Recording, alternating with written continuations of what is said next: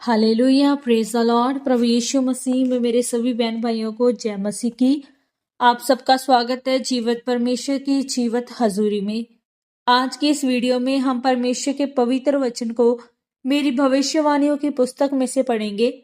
ये सामर्थी वचन परमेश्वर के दास प्रेरित अंको यूसुफ नरूला जी के द्वारा लिखे गए हैं और हमारा ये विश्वास है कि जब आप इन पवित्र वचनों को सुनेंगे तो आप अपने जीवन में अपनी टेस्टमनी को हासिल करेंगे।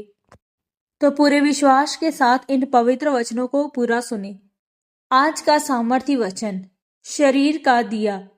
जब हम पवित्र बाइबल में मत्ती 6 अध्याय उसके 22 और 23 वचन को पढ़ते हैं तो लिखा है, शरीर का दिया आंख है, इसीलिए यदि तेरी आंख निर्मल हो तो तेरा सारा शरीर भी उजियाला होगा, परंतु यदि तेरी आंख बुरी हो तो तेरा सारा शरीर भी अंधियारा होगा। इस कारण वह उजियाला जो तुझ में है यदि अंधकार हो तो वह अंधकार कैसा बड़ा होगा। मेरे प्रियो, पवित्र बाइबल बताती है कि अगर तेरी आंख निर्मल है तो तेरा पूरा शरीर उजियाला है। अगर आपकी आंख बुरी है तो आपका पूरा शरीर अंधियारा होगा। इसका मतलब पाप में होगा। जिस तरह वचन में लिखा है कि नूह और उसके 3 पुत्र शेम, हाम और यपेत थे। नूह दाख मधु पीकर मतवाला हुआ और तंबू के भीतर नंगा होकर सो गया। तब हाम ने अपने पिता का नंगापन देखा और बाहर अपने भाइयों को भी बताया। तब शेम और यपेत ने कपड़ा लेकर अपने पिता को उल्टे पांव जाकर ढक दिया और उल्टे पांव ही बाहर आ गए। उन दोनों भाइयों ने उसका नंगापन नहीं देखा। जब नूह का नशा उतर गया तो उसे पता चला कि मेरे छोटे पुत्र हाम ने मुझे नंगा देखा है। इसीलिए उसने उसको श्रापित किया और उससे कहा कि तू अपने भाई बंधुओं के दासों का दास है। शेम का वंश धन्य है, परमेश्वर यपेत के वंश को फहराए। मेरे प्रियो, एक बार की बात है कि एक आत्मिक व्यक्ति जो आत्मा में बढ़ रहा था और घूमने के लिए जम्मू कश्मीर में गया। वहां ज्यादातर बाहर के लोग घूमने के लिए आते हैं। वहां लड़कियां ज्यादातर छोटे कपड़े पहनकर रहती है। वह जितने दिन वहां रहा उनको ऐसे ही देखता रहा। उसको लगा कि उसके शरीर में गड़बड़ है। 2-4 दिन बीते और वह बीमार हो गया।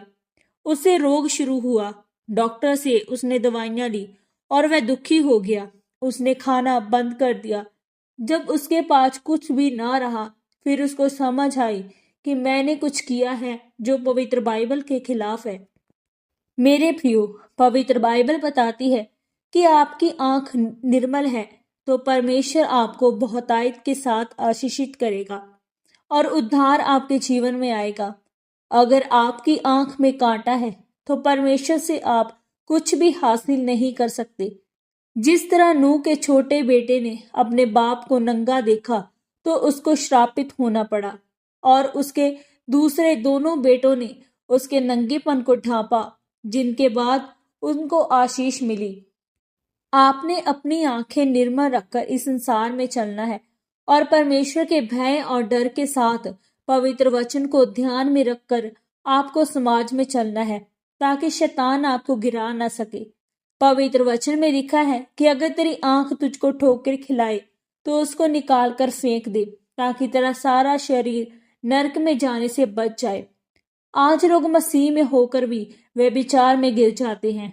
आपको अपने मन अभिलाषाओं पर काबू रखना है और परमेश्वर के साथ वफादारी और पवित्रताई के साथ रहना है ताकि परमेश्वर आपको भी अपने कामों के लिए इस्तेमाल कर सके और अपने बड़े बड़े कामों को आपसे करवा सके। आमीन। पवित्र वचन के अनुसार अंगीकार। सर्वशक्तिमान परमेश्वर, मैं इस वचन के लिए आपका धन्यवाद करती हूँ।